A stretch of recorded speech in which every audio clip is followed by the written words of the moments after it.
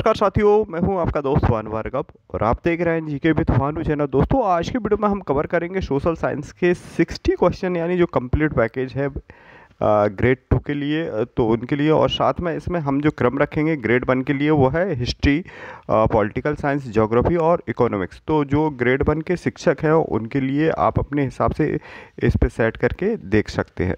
तो साथियों, अब हम वीडियो शुरू करते हैं। आप वीडियो को लाइक कर दीजिए, शेयर करना नहीं भूलिए। तो साथियों, इसमें पहला क्वेश्चन दिया है, प्लासी का युद्ध कब लड़ा गया?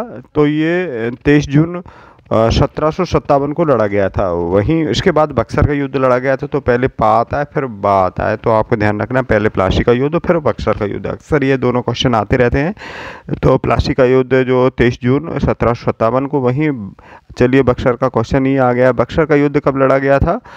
तो बक्सर का जो युद्ध लड़ा गया था वो 1763 में लड़ा गया था, वो 57 में लड़ा गया था। तो इसका राइट आंसर देखते हैं 1763। अगला क्वेश्चन है, दिल्ली का लाल किला किसने बनवाया था? तो दिल्ली का लाल किला जो बनवाया था, स्थापत्य कला का स्वर्णकाल कहा जाता था और शाहजहां के शासनकाल को, और इन्होंने ही ताजमहल को बनवाया था। तो ये कब किसने बनवाया? शाहजहां द्वारा बनवाया गया था।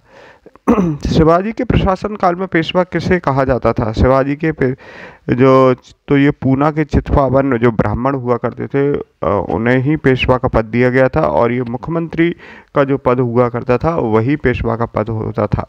तो इसका राइट आंसर है सी, मुख्यमंत्री। नेक्स्ट अगला दिया है, भारत की प्रथम पूर्ण रंगीन फिल्म कौन सी थी? भारत की प्रथम पूर्ण रंगीन, तो ये हरिश्चंद्र आला महाराजों की पहली फिल्म थी। तो देखते हैं इसका आंसर, झांसी की रानी। साथियों, इसका भारत की जो प्रथम पूर्ण रंगीन पहली पूर्ण थी जो राजा हरिश्चंद्र थी, तो उसमें कुछ सीन थे रंगीन, लेकिन पूरी तरह से रंगीन फिल्म जो बनी थी भारत की वह झांसी की रानी थी। अगला प्रश्न है, वियना सम्मेलन कब हुआ था? तो ये वियना सम्मेलन कब हुआ, इसे देखते हैं। 1815 ईस्वी में यह सम्मेलन हुआ था। किस देश को यूरोप का मरीज कहा जाता है? किस देश को यूरोप का मरीज कहा जाता है? तो तुर्की को यूरोप का मरीज देश कहा जाता है। तो तुर्की के लिए कहा जाता है। अगला सवाल है, जर्मनी का एकीकरण कब हुआ था? जर्मनी का जो एकीकरण कब हुआ वो किस सन में हुआ था? तो इसका सही जवाब है 1871 में हुआ था। एक्ट ऑफ यूनियन किस वर्ष पारित किया गया था? एक्ट ऑफ यूनियन, तो यूनियन का जो एक्ट बनाया गया था, अधिनियम, वो कब पारित किया गया था? तो ये 1707 में पारित किया गया था। तो इसका राइट आंसर 1707। नेक्स्ट है, बोल्शेविक क्रांति कब हुई थी? तो इसका सही जवाब है 1917 में बोल्शेविक क्रांति हुई थी। अगला है, नई आर्थिक नीति एनईपी का जन्मदाता कौन है? तो नई आर्थिक नीति एनईपी का जो लेनिन थे। नेक्स्ट है, अप्रैल थीसिस किसने तैयार की थी? अप्रैल थीसिस किसके द्वारा तैयार की गई थी? तो इसे देखते हैं, सभी लेनिन द्वारा ही तैयार की गई थी। वर्ल्ड हिस्ट्री से रिलेटेड क्वेश्चन है। लेनिन की नई आर्थिक नीति कब घोषणा की गई? तो ये 1921 में घोषित की गई थी। नेक्स्ट, लाल सेना का गठन कब किया गया था? तो टार्टरिक द्वारा किया गया था।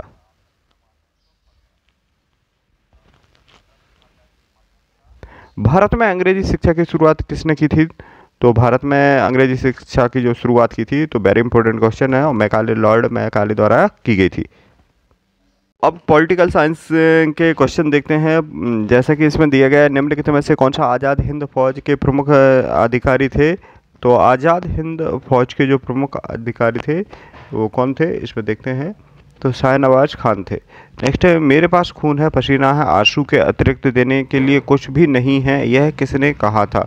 तो वेरी इंपॉर्टेंट ये स्लोगन है, और ये नेपोलियन ने कहा था, चर्चिल ने कहा था। तो ये चर्चिल भारत के समय के आज़ादी के समय पर नहीं, द्वितीय भारत में जो द्वितीय विश्व युद्ध हुआ था उस समय पर भारत इंग्लैंड के ये प्रधानमंत्री थे, चर्चिल। नेक्स्ट, फूट डालो और राज्य करो की नीति किसने अपनाई थी? फूट डालो और राज्य करो की नीति किसने के द्वारा अपनाई गई थी? तो देखते हैं, ये लॉर्ड कर्जन के द्वारा अपनाई गई थी। नेक्स्ट, गदर पार्टी का मुख्यालय कहाँ था? तो ये वेरी इंपॉर्टेंट है, बहुत अधिक पूछा भी जाता है। गदर पार्टी का उच्चारण सैन फ्रांसिस्को में था। और सुभाष चंद्र बोस ने कब अंग्रेज कांग्रेस की अध्यक्षता से त्यागपत्र दिया था? तो सुभाष चंद्र बोस ने जो कांग्रेस की अध्यक्षता से इस्तीफा दिया था वो 1939 में दिया था, और ये कांग्रेस के 2 बार अध्यक्ष बने थे। महात्मा गांधी के विरोध के चलते इन्होंने कांग्रेस पार्टी छोड़ दी थी। तो अगला प्रश्न दिया गया है, किन राष्ट्रीय नेता को लोकहितवादी कहा जाता था? कौन से राष्ट्रीय नेता के लिए लोकहितवादी कहा जाता था? तो इसका जो सही जवाब है वो गोपाल लहरी देशमुख के लिए कहा जाता था। नेक्स्ट, स्वतंत्रता संग्राम में गांधी ने किसकी किसान आंदोलन प्रारंभ किया था? साबरमती से, बारदौली से, चंपारण से, और ये डी दिया है बिजौलिया से। तो ये कहाँ से प्रारंभ किया था? तो चंपारण आंदोलन जो था वो एक किसान आंदोलन था जिसमें ज़बरदस्ती की नील की खेती करवाई जाती थी किसानों से। ये बिहार का से था और महात्मा गांधी का ये पहला आंदोलन था। 1917 में ये प्रारंभ किया गया था। यहाँ से महात्मा गांधी का राजनीतिक करियर प्रारंभ हुआ था। और अगला दिया, भारत की आज़ादी के समय ब्रिटेन के प्रधानमंत्री कौन थे? चलिए, ये आज़ादी के समय एटली थे और चर्चिल थे, विंस्टन चर्चिल विश्व युद्ध के समय पर। तो ए से आज़ादी आप ध्यान रखना, बी से विश्व युद्ध यानी विंस्टन चर्चिल। तो इसका राइट आंसर है एटली। नेक्स्ट है, 1935 में भारत सरकार का अधिनियम किस निर्णय से संबंधित था? तो प्रांतों के उद्योग से, प्रौढ़ मतदान से। तो इसका देखते हैं आंसर, प्रांतीय स्वायत्तता से था। नेक्स्ट है, भारत छोड़ो आंदोलन कब प्रारंभ हुआ था? भारत छोड़ो आंदोलन 1942 में प्रारंभ हुआ था। और तो अगला प्रश्न दिया, 1905 में सर्वेंट ऑफ इंडिया सोसाइटी की स्थापना किसने की थी? तो दास समाज की स्थापना किसके द्वारा की गई थी? तो गोपाल कृष्ण गोखले के द्वारा की गई थी। नेक्स्ट, दिल्ली चलो का नारा किसने दिया था? तो ये M.K. गांधी, CBS बोस ने, तो सुभाष चंद्र बोस के द्वारा ही दिया गया था दिल्ली चलो। किस कांड के कारण असहयोग आंदोलन बंद किया गया था? चोरा चोरी की जो घटना हुई थी उसी के साथ असहयोग आंदोलन बंद कर दिया गया था। तो 1922 में, मार्च 1922 में ये आंदोलन बंद कर दिया गया था। नेक्स्ट अगला सवाल है, निम्नलिखित में से कौन सीमांत गांधी के नाम से जाने जाते थे? तो सीमांत गांधी के नाम से खान अब्दुल गफ्फार खान को जाना जाता था। अगला सवाल है, राष्ट्रीय कांग्रेस की प्रथम महिला अध्यक्ष कौन थी? राष्ट्रीय कांग्रेस की पहली महिला अध्यक्ष एनी बेसेंट थी। और सुचेता कृपलानी जो कि पहली महिला मुख्यमंत्री थी यूपी से, और सरोजिनी नायडू पहली महिला राज्यपाल थी। तो इसका आंसर है एनी बेसेंट, जो कि महिला राष्ट्रीय कांग्रेस की पहली महिला अध्यक्ष थी। दिया, पृथ्वी ग्रह की संरचना में प्रभार के नीचे क्रोड निम्नलिखित में से किस एक से बना है? लोहे से, एल्युमिनियम से, पोटेशियम से, क्रोमियम से के द्वारा बना होता है। तो ये लोहे के द्वारा बना होता है। पृथ्वी के ग्रह के प्रभार के नीचे जो क्रोड बना होता है, तो चलिए इसका आंसर देखते हैं, लोहे। पृथ्वी की 3 संकेंद्रीय परतों में ऊपर की दूसरी परत का नाम क्या रखा गया है? ऊपर से दूसरी परत का नाम क्या रखा गया है? तो श्याल, सीमा और नीफे। तो सेकंड होगी सीमा यानी साइमा। तो इसका राइट आंसर सीमा। नेक्स्ट, कुल अक्षांशों की संख्या कितनी है? तो 180 है इसका राइट आंसर। और देशांतर रेखाओं की संख्या 360 है। आड़ी रेखाएं अक्षांश रेखाएं कहलाती हैं। देशांतर रेखाओं, चलिए अगला क्वेश्चन आ भी गया। देशांतर रेखाओं की संख्या कितनी है? तो ये 360 है। जो आड़ी रेखाएं होती है वो अक्षांश रेखा, आ से आड़ी, आ से अक्षांश, और जो खड़ी रेखाएं होती है वो देशांतर, जिससे समय का मापन किया जाता है देशांतर रेखाओं से। और चलिए अगला सवाल, निम्नलिखित नगरों में से कौन सा नगर एक भूमध्य रेखा के सर्वाधिक निकट है? तो मनीला, जकार्ता, इंडोनेशिया सभी। तो इंडोनेशिया, इसमें सिंगापुर सबसे निकट देश भी है और ये शहर भी है। तो अगला प्रश्न दिया, निम्नलिखित में से किस देश से होकर के कर्क रेखा नहीं गुजरती है? तो चीन से होकर के गुजरती है, भारत से होकर के गुजरती है कर्क रेखा, जो कि 8 राज्यों से, और ये सभी। तो जायरे देश से होकर के नहीं गुजरती है, चीन भारत से तो होकर के गुजरती है। तो इसका राइट आंसर ए जायरे। नेक्स्ट है, अंतर्राष्ट्रीय दिनांक रेखा कहाँ से होकर के गुजरती है? तो अंतर्राष्ट्रीय जो दिनांक रेखा है वो कहाँ से होकर के गुजरती है? तो 180वीं देशांतर रेखा जो होती है इसे अंतर्राष्ट्रीय दिनांक रेखा कहते हैं और 180 डिग्री से होकर गुजरती है। नेक्स्ट है ग्रीनविच। ग्रीनविच किस देश में स्थित है? तो यूके में ये एक कस्बा है जहाँ से जीएमटी, इसे शॉर्टकट में जीएमटी कहा जाता है, जहाँ से ही पूरे देश का समय चलता है और अपने इंडिया का जो समय है वो 5.5 घंटे आगे है जीएमटी से, क्योंकि पूर्व साइड है और पश्चिम साइड जीएमटी है इंग्लैंड में। तो यूनाइटेड किंगडम, यूके इसका राइट आंसर। नेक्स्ट है एक देशांतर को पार करने में दो देशांतरों के बीच स्थानीय समय के बीच क्या अंतर होता है? तो 4 मिनट का अंतर होता है साथियों इसमें।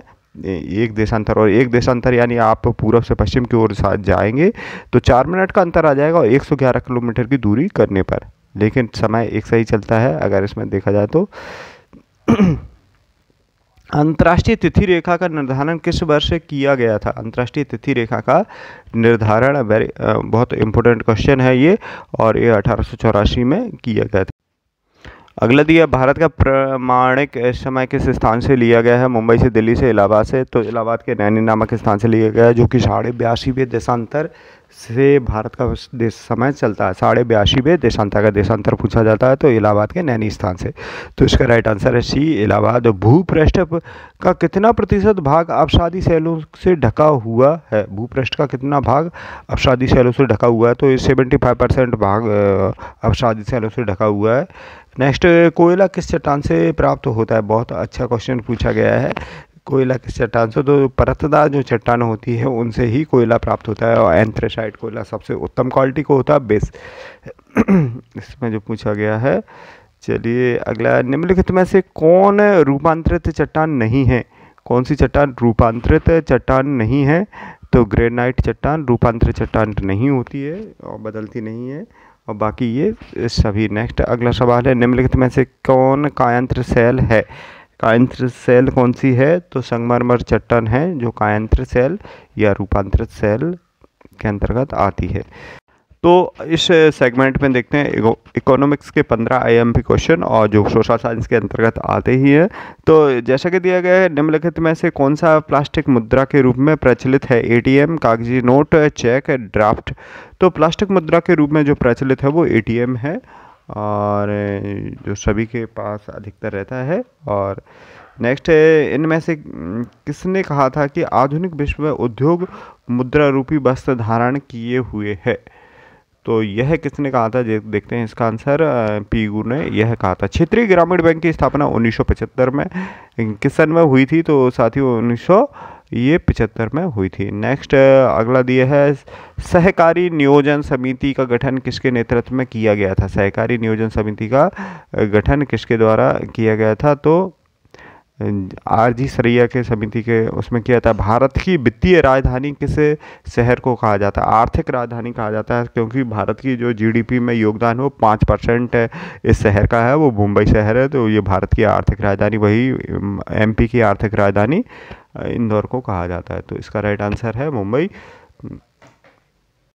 गैर संस्थान वित्त प्रदान करने वाले सबसे लोकप्रिय साधन कौन से हैं? देसी, बैंकर, महाजन, व्यापारी, सहकारी। गैर संस्थान, तो ये महाजन ही इसका राइट आंसर है। पहले उस समय पर प्राचीन काल में भारत में सहकारिता आंदोलन का प्रारंभ किया गया था? तो ये 1904 में प्रारंभ किया था। इनमें से कौन एशिया का सबसे पुराना शेयर बाजार है? एशिया का सबसे पुराना शेयर बाजार है तो वो मुंबई का है। और आर्थिक विकास का तीसरा क्षेत्र कौन सा कहलाता है? तो पहला क्षेत्र कृषि क्षेत्र, दूसरा जो क्षेत्र कहलाता है वो उद्योग क्षेत्र, और तीसरा सेवा क्षेत्र कहलाता है। तो इसका राइट आंसर ए, सेवा क्षेत्र। नेक्स्ट अगला, राष्ट्रीय ग्रामीण रोजगार गारंटी योजना किस महापुरुष के नाम पर स्थित है? तो मनरेगा महात्मा गांधी पर के नाम पर है।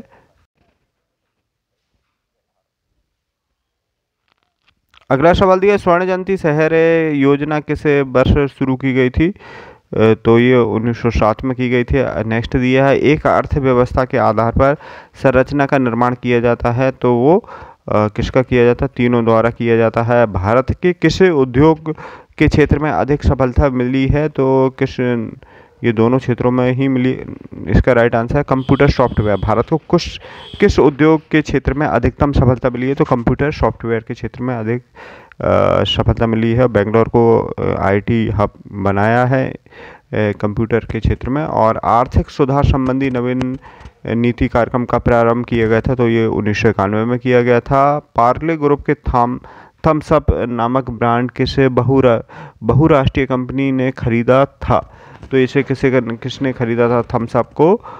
तो इसका सही जवाब है साथियों कोका कोला। तो साथियों मिलते हैं पार्ट 7 वीडियो के साथ। आप अधिक से अधिक से शेयर कीजिए, वीडियो को लाइक करना नहीं भूलिए। तब तक के लिए साथियों जय हिंद जय भारत।